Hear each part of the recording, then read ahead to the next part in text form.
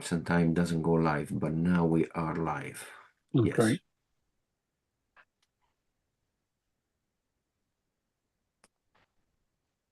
Sometimes doesn't go live, but now we are live. Yes, we're on. Perfect. It's working. Awesome. Thank you. Yep. I'm gonna check it. Just give me a second. One more check. Yes, we're on. Perfect. It's working. Awesome. Thank you. Yep. I'm gonna check it. Just give me a second. One more check. We're on. Perfect. It's working. Awesome. Thank you. Yep. I'm gonna check it. Just give me a second. One more check. It's working. Awesome. Thank you.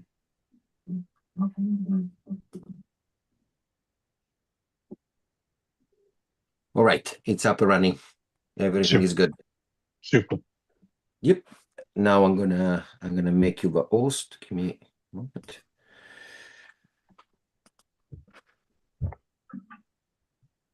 Make host. Perfect. Okay, you're good to go. 3 minutes to go. Everything is up and running. You guys are good to go. Awesome. Okay. All right. Thank Thanks. you, guys. See you later. You have a good night. Bye.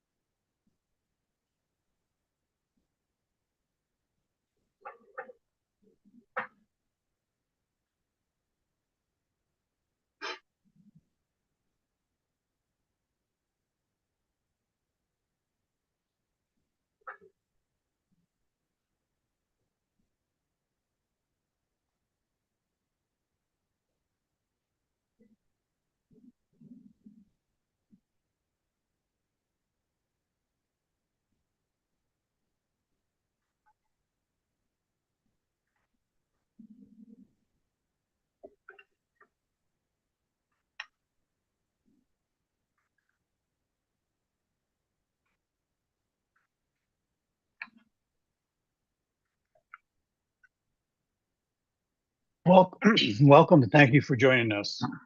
My name is Dwayne Rose. I'm the division chief in the H Directorate for Recruiting and Retention. We have a number of ways we try to support you, but one of the ways that we think will help us meet our objectives is to get new and retain our current members by offering training that will support the knowledge that our HR team and the auxiliary needs, and that's why we're here.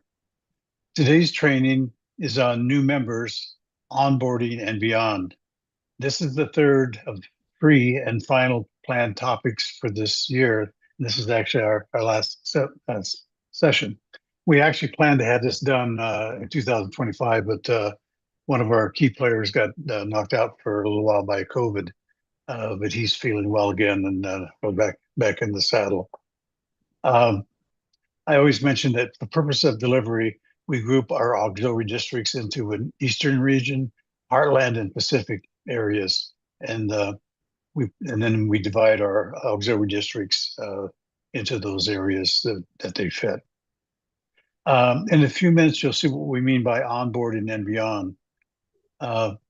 We've evolved to see the needs are go way beyond just recruiting, which a few years ago, if we got a member recruited, we thought we were good to go. But sadly, the world has changed, and the requirements for being a member and training and other things have changed. And also, we need to make sure that members are welcome and they don't get bored while they're waiting, to get approval on their application. So it just seems like there's more moving parts everywhere for everything than there used to be.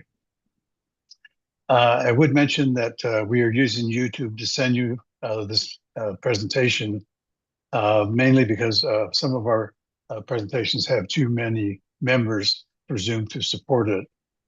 And as you know, when you have a Zoom presentation, if you get too many members, it gets really confusing.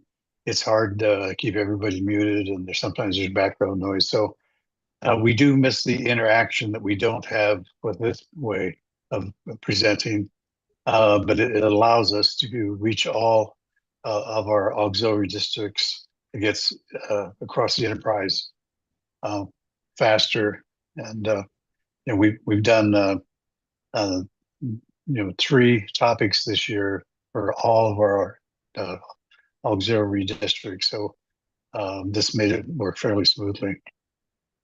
I would mention this presentation is being recorded.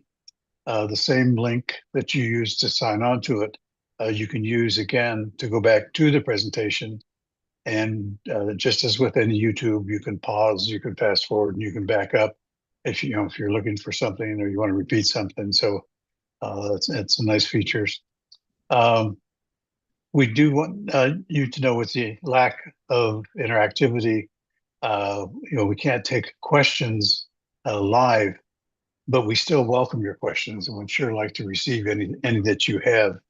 We also welcome your suggestions, like if you have any ideas that something should be added or deleted, or something you think is missing, let us know. And we really appreciate hearing your feedback on how you think we did. We've gotten pretty good reviews on these sessions, but we'd still like to hear what you have to say. So let's get underway so we can get you out of here. Your presenter is Rio Annis. He's a branch chief in the H Directorate in my division. He's also a division commander, a district staff officer at HR, a staff officer HR, a flotilla staff officer HR, and he's also FSO Marine Safety. I'm not sure how that got in there. Just in case he gets bored, I guess. I share these same offices with him, except that last one. Anyway, let's get underway. Take it away, Rio. Okay.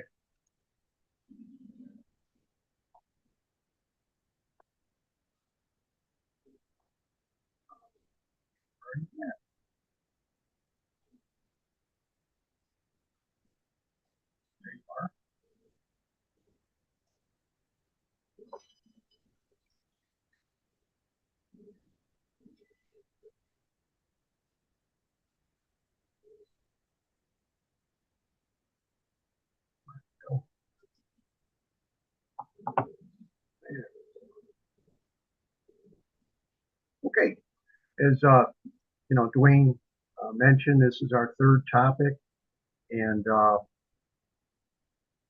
we have a new of the 3 that we've done, and this one is the new member onboarding and beyond.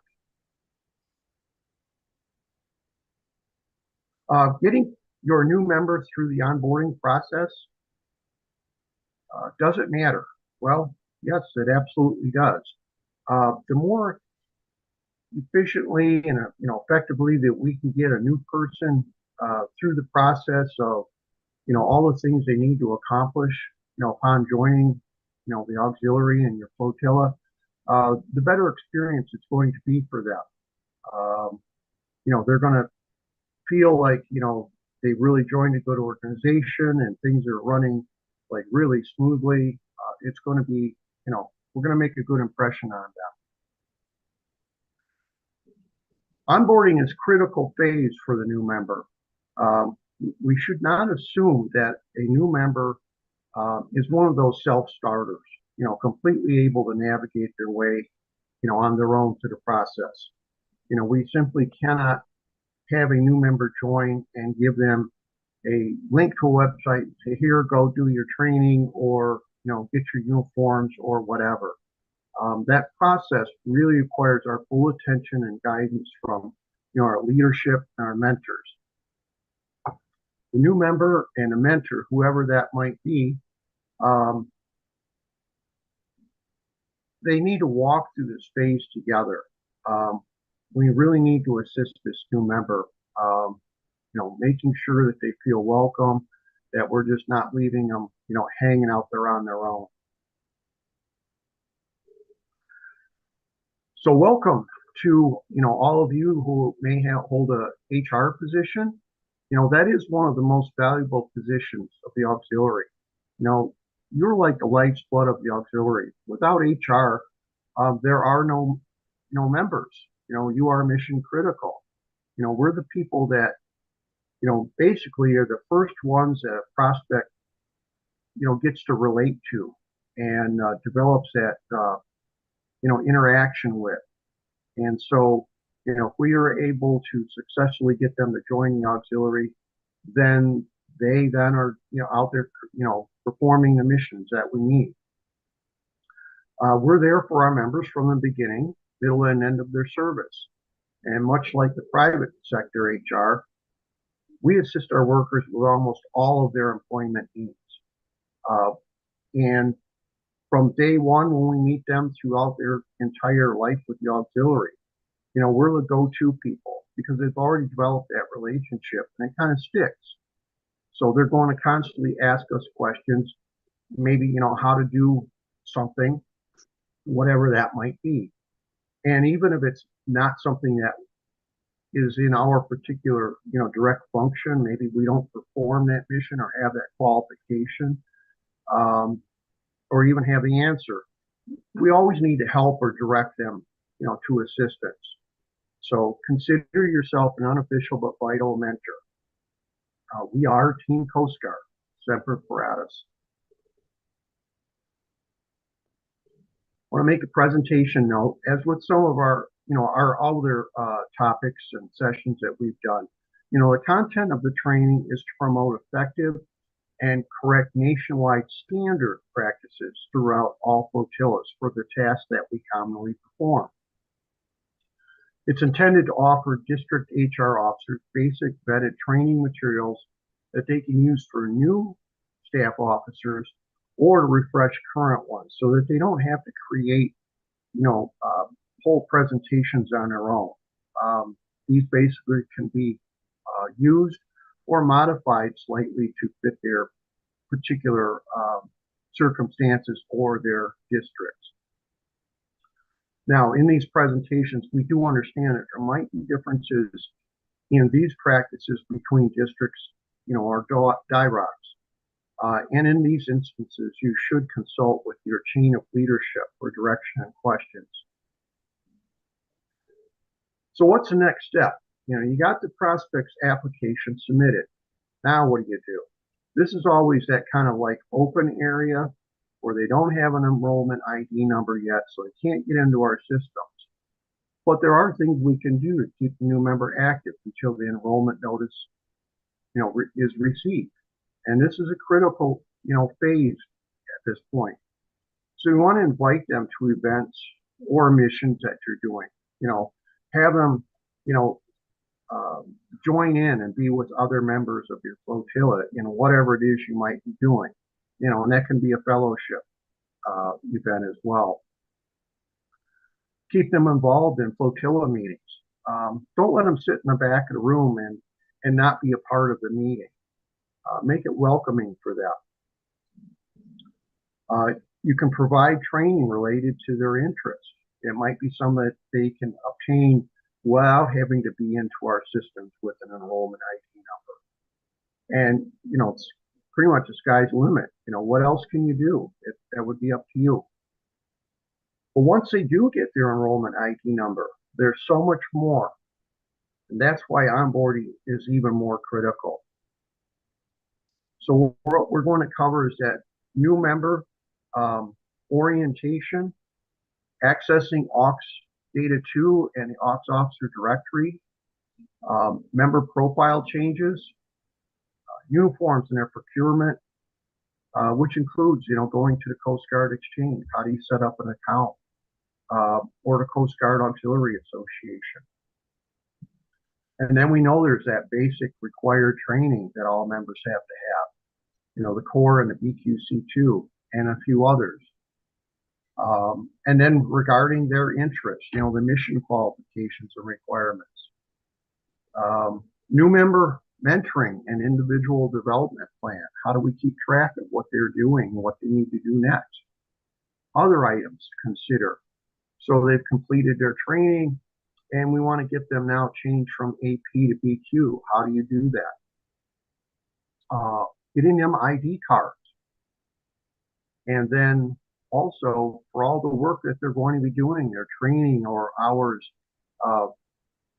being out there, performing a mission or such, how do they record their time? They'll need help with that. Hey, Rio? So, yes. It won't let you select that box and just pull it off to the side a bit? No, it's not. And I don't know why that did that tonight when it wasn't here the other night. Yeah.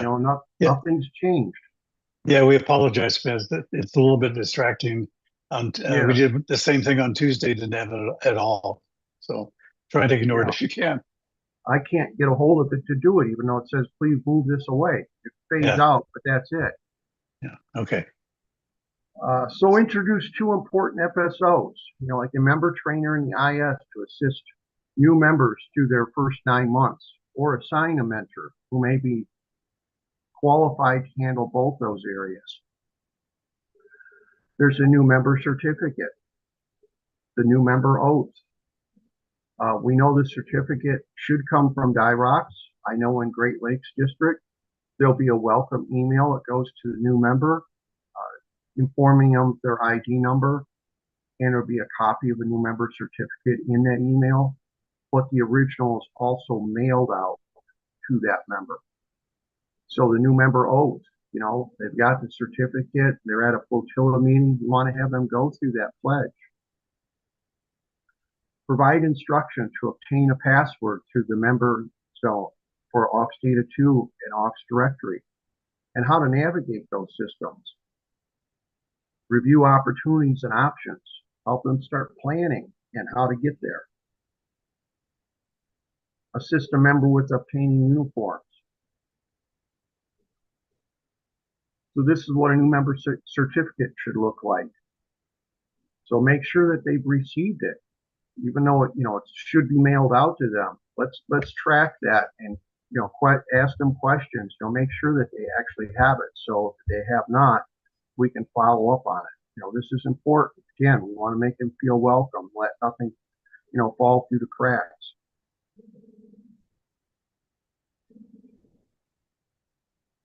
So we want to have them take the pledge. Now, this is in the Aux manual, as you're aware of. So we want to do that. And in Great Lakes here, at least in my flotilla, we've kind of taken the pledge and put it into a special document. I put like a watermark of the auxiliary in the background. It's a little light here, but it's there. So we make this personal. We put the member's name on it, signed with the flotilla commander. So once they finish their pledge, they get to keep this as a kind of a memento.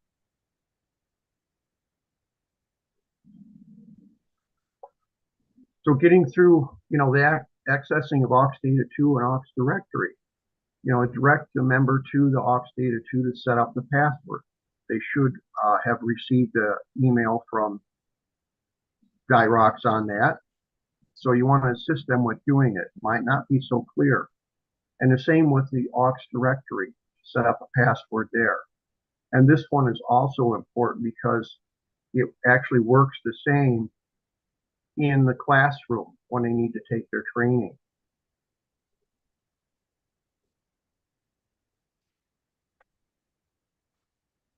Now, they may have had some changes since they joined the auxiliary. And it might be something that happened within 30 days or, 9 months, who knows? But they may not be proficient yet to be able to go into Aux Data 2 and make that change themselves. So have them fill out this 7028 form, which you can get through the forms warehouse. And, they can make whatever changes they need and then get this to your IS officer so they can get this change for the person.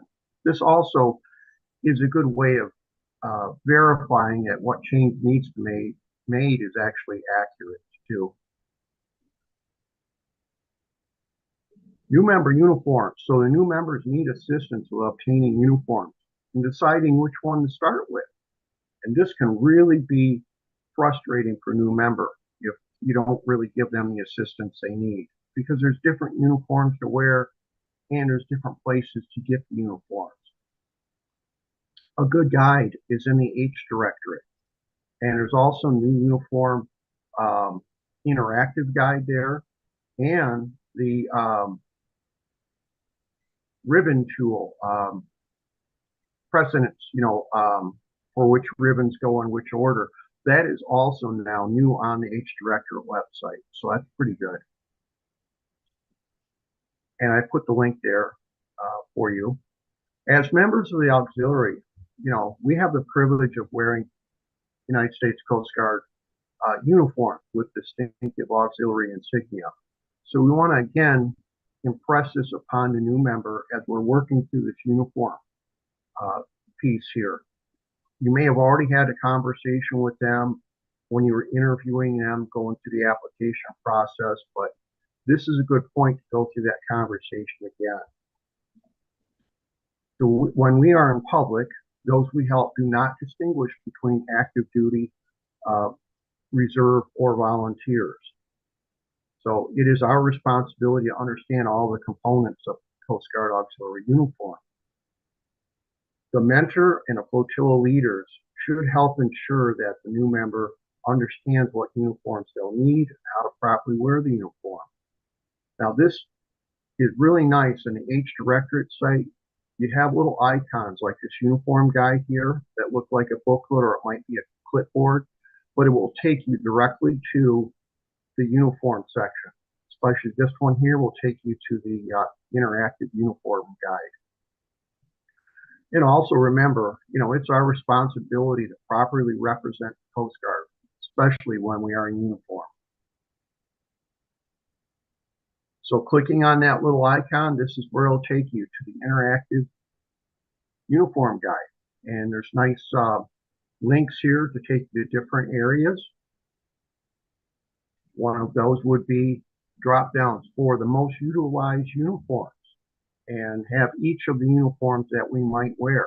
This, for instance, is a tropical blue. The print here is pretty small, but that's just on this PowerPoint. If you are actually in the H Directorate, this is very readable, but this is just a representation so you know what you'll see once you get there. And all that, although that picture does have a combination cover, it does describe the garrison cap in that area. Also, on a drop down for the most utilized uniforms, be quite descriptive for the ODUs. And it will also talk about the alternative work uniform, the different components of that. Within that interactive uniform guide, we also have a drop down for procurement. Where do you get the uniforms? So each of those blue bars, like the Auxiliary Center and the Coast Guard Exchange, will open up to that site so you can get those items. And this does include, as you can see in the lower left, the AWU shirt. It even has the Auxiliary Chaplain polo.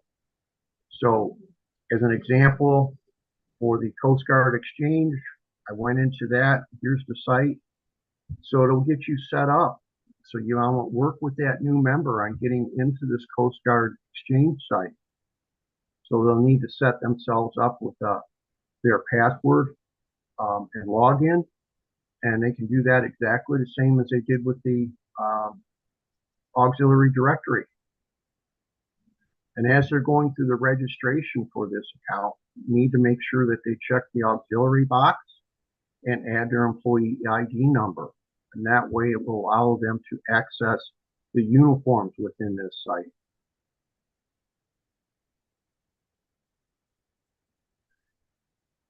In my flotilla, when I have a new member, I kind of put together a shopping cart out of the Coast Guard Exchange site, showing them, all the components.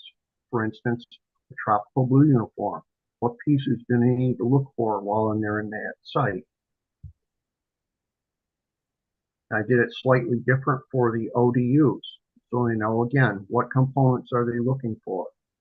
I do explain, even though I have the T-shirt here, that they can get any dark blue T-shirt now. It does not need to be the one that has the Coast Guard Auxiliary label on it.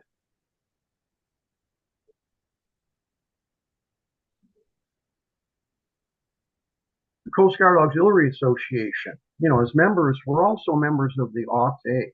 But what is it?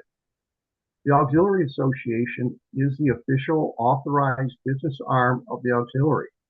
It's a 501c3 charitable nonprofit. It manages the business and financial affairs of the Auxiliary. It holds trademarks and licenses for the Auxiliary name and logos. Receives and administers donations, grants, and sponsorships that benefit the Auxiliary.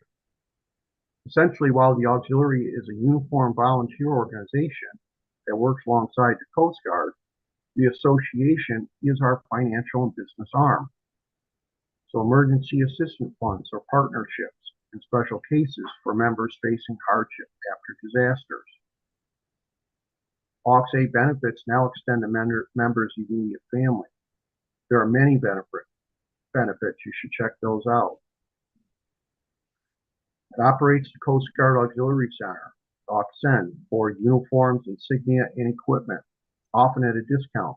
Profits go back to the Uscg for support of the Auxiliary.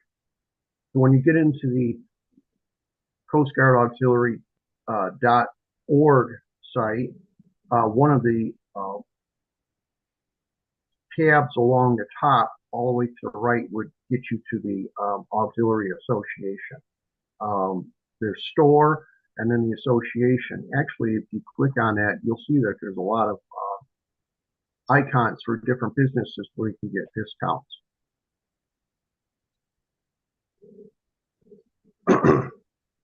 New member training. Again, good start. DH Directorate site. Under the new member info. You can assist in the completion of required training, which includes core and BQC2. And again, this is something else that can be really frustrating for a new member. We just give them a web link and we say, go here and get your training done. That really doesn't work all that well. It can be quite daunting to a new person who's just joined. So we really need to work with them, side by side, helping them get to the site, showing them what they need to do, how to access it, how to log in, because it's not just a simple click one time and you're there. They should have an approved safe boating course, unless they already possess that and that was checked on their application at the time that they applied. If working in operations, emergency management, and certain leadership roles, then they should need to take the FEMA, ICS 100 and 700 courses, and risk management. That might also be required. Facilitate a mentor, someone with knowledge of qualifications and their activities the new member desires. So while most any leader, flotilla commander, HR, member trainer, IS can help them get through some of these basic functions, if the new person wants to be boat crew, for example, you might need somebody who's actually qualified in that area to then mentor them on how to get through all that training. Set up a flotilla spreadsheet to track each member's progress, so you'll know what have they accomplished and what do they still need to accomplish. And guide the recruit on filling their 7029s and mission reports.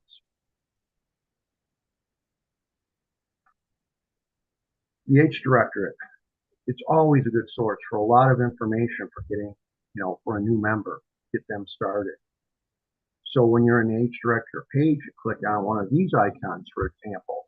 They have all of the auxiliary terms. This would be a good one for a new member, especially since we tend to use acronyms a lot. There's also a new member involvement plan. And this way you can help the new member in a variety of ways, especially, you can track the new member's progress.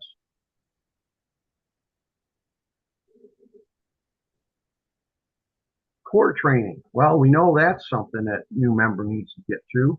So it's just like the active duty or reserve Coast Guard.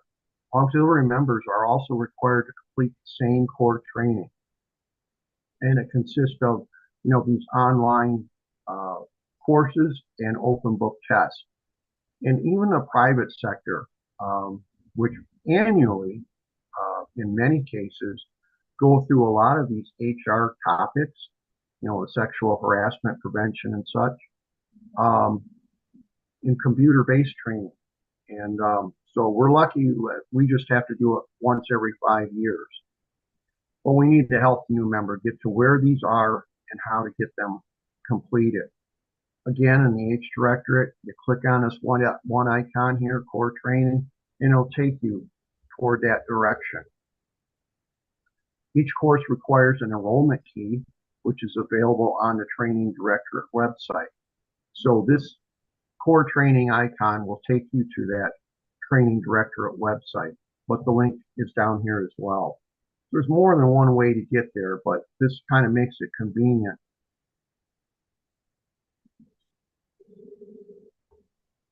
So basic qualification course. So again, we have an icon right there in the H Directorate website that'll take the new member there. And we know all new members need to take this BQC2 training. It's designed to provide knowledge on the auxiliary, our role within Team Coast Guard, and our missions and programs. And it also prepares you for leadership positions of greater responsibility. And it's needed to achieve, your BQ status. And it's a great orientation to a key resource, the auxiliary manual. So each of these can be accessed on the Training Directorate, which this icon will take you there. And it also needs an enrollment key, which you'll find when you get there on that first page.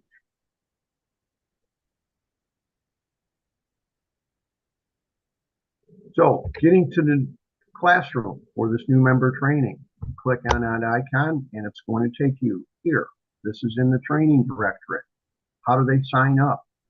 They just click on that blue box there that says sign up and in with Coast Guard Auxiliary. And the credentials for signing up is the same that you use for the Aux directory. It's kind of convenient that way. And just in case they, let it stay idle for a little bit and they need to sign in again, you'll get this page. So they don't need to use a username or password. That can be confusing. So you just go down a little bit lower where it says log in using your account.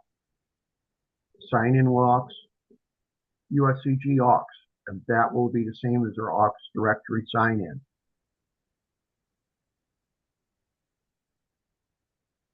So regarding new member training, required training is vital to the success of members. It's mandatory for a reason. And the sooner it gets done, the sooner members possess knowledge they need. Members that are slow to obtain the training and get it completed tend to be less engaged or active and less satisfied with the auxiliary.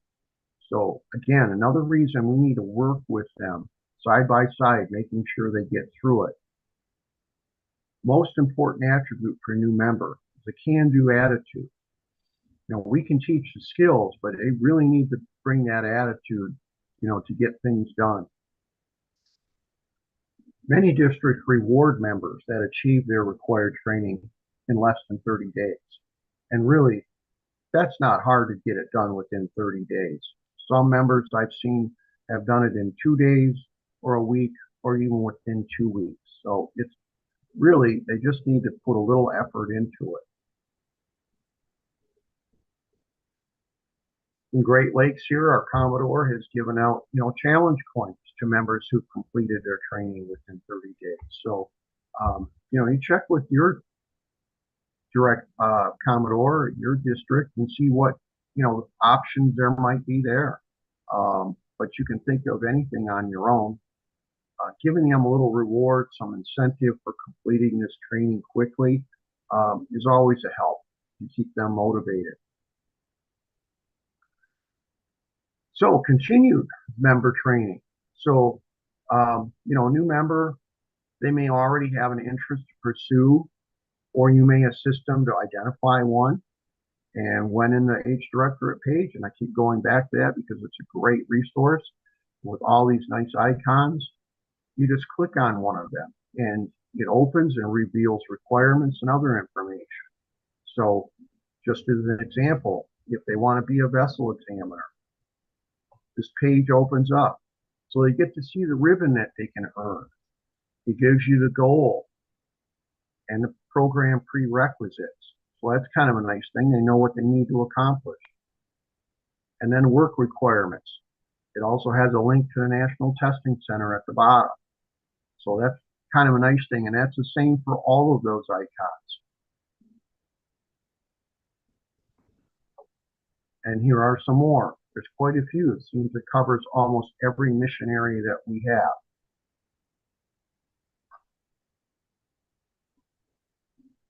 So some qualifications may require additional training to complete the requirements, such as introduction to risk management. And yes, there's an icon for that one too. It'll take you there. And you can finish this, online in just a few hours in most cases. The FEMA independent study courses can be found in the training directorate as well. Now, here's some nice courses that a member can complete before they actually get their enrollment ID number, because this is outside of the auxiliary system. It's through the FEMA system.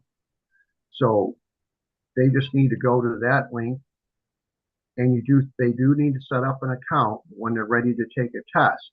So once they've gone through the whole course, they're ready to take a test, they register, and then once they've completed a test, an email will be sent to them with their completion results.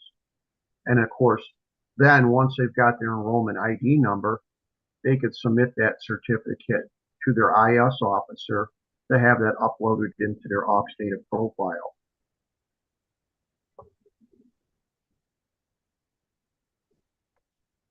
New member mentoring and IDP, that's individual development plan. So it's a good resource for mentoring new member. It's a mentoring guide. It's a very long link there, so we can get that to you. So mentoring is a traditional method for orienting and training those new to the Coast Guard Auxiliary, the same as in the private sector, as well as a valuable means for supporting the development, even accelerating the professional growth, of experienced employees, middle managers, and executives. So the mentoring guide itself is a 20-page document, which includes that individual development plan.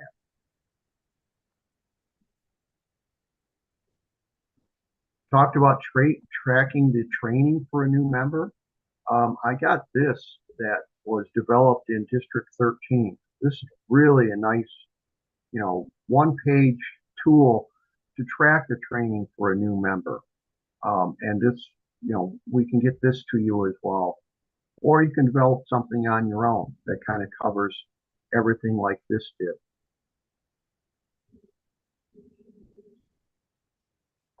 And while we're thinking about training, we never want to stop that. We always need to keep in mind the future growth of the auxiliary and your flotilla. And again, H Directorate, we have icons for that. These little clipboards for leadership training. You click on one, and it'll take you to leadership training level 1. And you can see the goal, the prerequisites, work requirements, and then additional information by following that link there. And we do have more than one level of training that someone can go through, leadership training.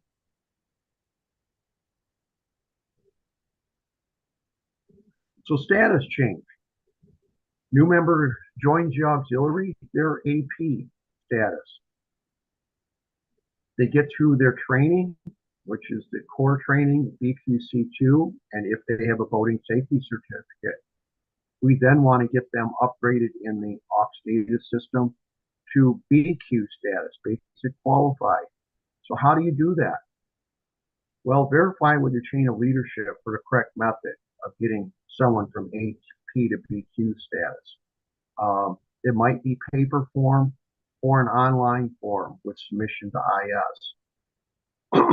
I know in our Great Lakes district here, on our website, under our HR section, there's actually an online form that the flotilla commander fills out, hits submit, it goes right up the IS chain so that this can be done. It really works pretty well. In some cases, and it might be rare now because training is autofills in their profile once they complete it, but they might need to submit proof of the core and BQC2 requirements. So if someone came to us and they did not have a boating safety certificate at the time of application, and we check the box no, they complete core training and BQC2, they would get updated to IQ status. And that IQ status means they're without a boating safety certificate. So once they've got a boating safety certificate, we would submit that individually to get them from IQ to BQ status.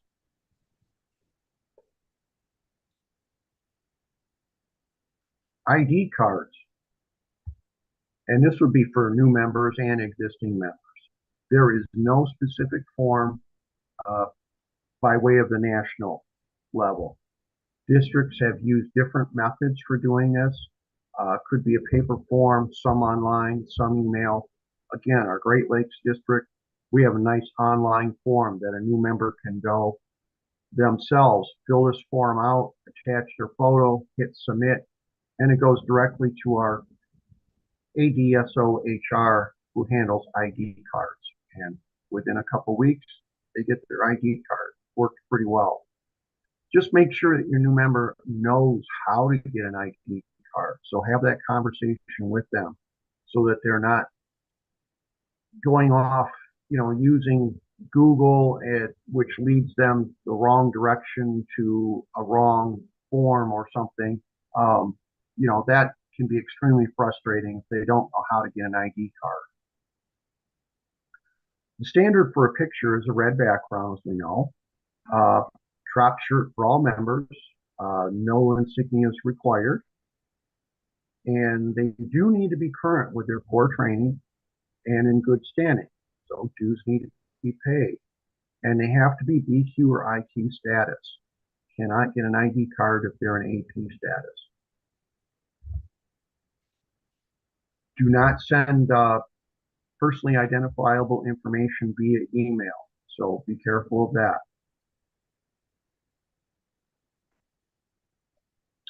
New member reports. So we want to track, the hours they've spent doing auxiliary work, whether it's, their training time to get through the core training, BQC2, anytime they've put in on a mission, maybe they've attended a, public affairs event, or attended meetings. We want to make sure that this time is recorded. And obviously, as a new member, they're not going to be proficient aux data 2, right away. So it is acceptable to use the 7029 form that we did use prior to aux data 2, and is still accepted to this day. So assist them with going through this method until they are well versed on aux data 2. Just complete the form. And I know that when they hit submit on this, it will go to their FSOIS so that their information can be entered.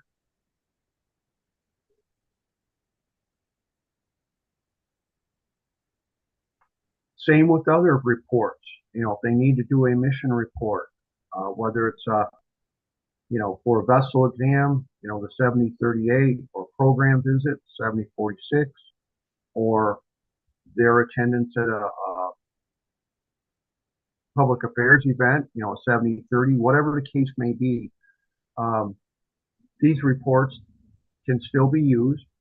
They're PDF forms, and they would just fill that out, attach it to an email, and send it to their FSOIS officer. Again, once they're trained in Aux Data 2, then they won't need to do this. But we do need to make sure their time is recorded. So this is the best way to do that until they're up to speed. So the IS officer needs, I think, you know, needs to help them get through this, unless you've got a mentor that's well versed in all areas. So what we cover tonight, is new member essentials, you know, accessing, you know, Aux Data 2 and the Aux Officer Directory, member profile changes, uniforms and their procurement, which could be through the Coast Guard Exchange or the Coast Guard Auxiliary Association. Training that they need to get to. That's the new member training for core of VQC2 and anything else that's required. And then based on their interest, what mission qualifications? You know, what are the requirements for that? New member mentoring and individual development plan. And while tonight's presentation touched on mentoring, this is meant to be a presentation showing you all the potential resources that are out there that will help you get through this new member through their, you know, their onboarding. We are working on a mentoring program, a topic that will present at a later date that really gets into the details of how do you be a mentor, how do you find a good mentor. So that is still to come. Other changes, we covered that. How do you make your status change from AP to BQ? And ID cards. And then again, new member reports. You know, we want to help this new member get through these things so that they feel like they're accomplishing something and are actually part of the organization and successful. So again, if you have questions, we welcome those. You can email us. You can call us. You can submit those by way of the link. We also welcome your thoughts, ideas, and suggestions. And remember, as though new members are going through training, we want them to report it. Tonight's session is a training session, so make sure you do get credit for your time by doing the 7029 using 99D or using Aux Data 2 to take care of that. And again, I apologize. I do not know why this little window keeps popping up. I wish I could get rid of it, but it just happens randomly. It did not happen last session a few nights ago. But now I leave it back to you, Dwayne, to finish up. Great, thank you. Thank you, Rio. That was great. You know, things I mentioned before are kind of complicated. There's a lot of details involved with being an HR officer. Just remember the bottom line is it all comes down to membership, recruiting, and retaining. So we want to bring good people on board. We want to treat them like we would like to be treated. Think back to when you joined. Was it a welcoming group that you got in with initially? I hope it was, and it's really important that we make it one. You know, members that are engaged and trained early are much more satisfied with the auxiliary, and you know, members that are not have a much better chance of dropping out. So, you know, try to do the best you can to either help them be successful or introduce them and have them work with people that can also help them. You know, this is not an easy organization. We are a quasi-military organization that was designed for lots of information, lots of structure and rules, and the user-friendliness was never on the priority list. A part of that is we have way too many acronyms. So like when you're at meetings and there are prospects there or new members there, I know a few flotillas have like you have a cuss jar, they have an acronym jar. And if you say an acronym, you got to feed the acronym jar. Just try to avoid them. Or if you say the acronym, stop yourself and explain what it is, because too much jargon just makes things harder for a new member to get acclimated. Rio mentioned the critical role that mentoring plays, and I think we're learning more how it is more and more critical as things progress. It takes a team really to develop a new member. Um, we have a mentoring guide that's a great tool, and we also are actually working on a new updated edition of it. I'm on a team that's one of the people working on it, and we hope to have it out in the fairly not too distant future. We talked about uniforms, and as they can be expensive. It's good to work with new members and see which one they want to get first, or they may even want to get the TROPs and the ODUs. There are some sources that are available where uniform items are free, and take advantage of those if you can. Like a lot of times, the Coast Guard base will have a lucky bag, they call it, and auxiliary members are welcome to take things from that bag. And a lot of our uniform components are the same as the Coast Guard. It's just our insignia that's different. As you know, uniform inspections are now required annually. Be sure you and your team have yours done to avoid REYR. That's the place you don't want to be. Any elected officer can do the inspection, and you can choose the uniform you want, but not the AWU.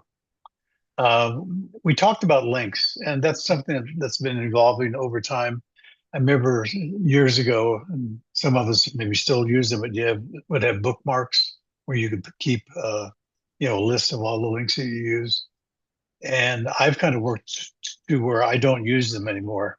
Like one of the links that Rio showed on the slide had 2 lines of code, and then there was another extended to the third line a little bit.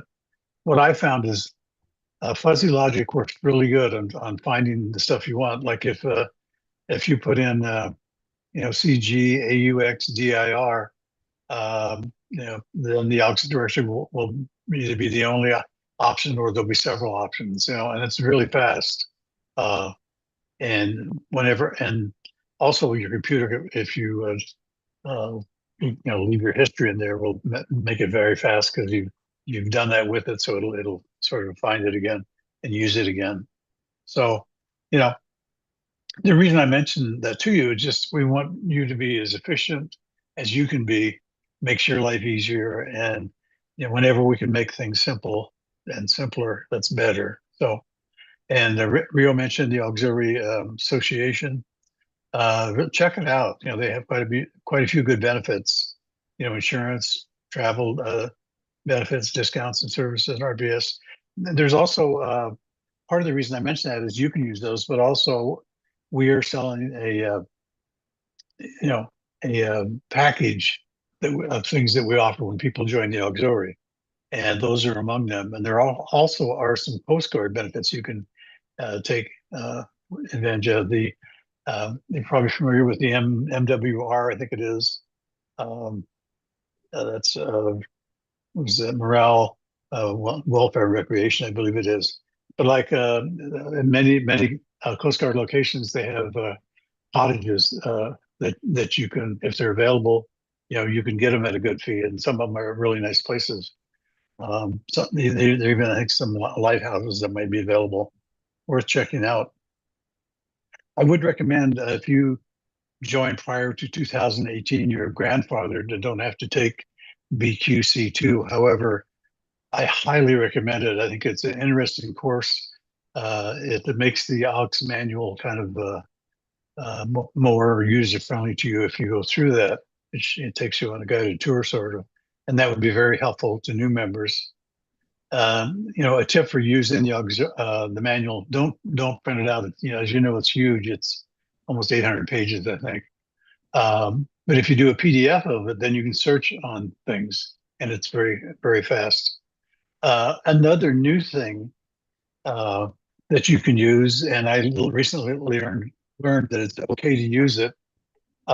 Just use it with a grain of salt, and you're responsible for the things that you produce. But AI, Chat GPT is free, at least so far, and there's a more fancier version you can get and pay a fee for it. But I use it quite a bit, and the one thing I like about it, even using the PDF for the Aux manual, I think I can look it up faster in GPT than I can, with my pulling up my PDF. So, uh, you know, don't blindly trust it. Take a look at what it gives you. I've, I've had, I've had pretty good results with it. One time I was using it to try to design a small workshop to put it in college, and I kind of whelmed it, and it kind of got a little funky on me. But like stuff about data and rules and stuff like that, it finds really fast. It's amazing. Um, I guess the thing I'd like you to remember, just make new members valued members, make them part of our team. We can be a little cliquey sometimes, and we shouldn't be. And then part of being in the auxiliary is fellowship. That's an important part.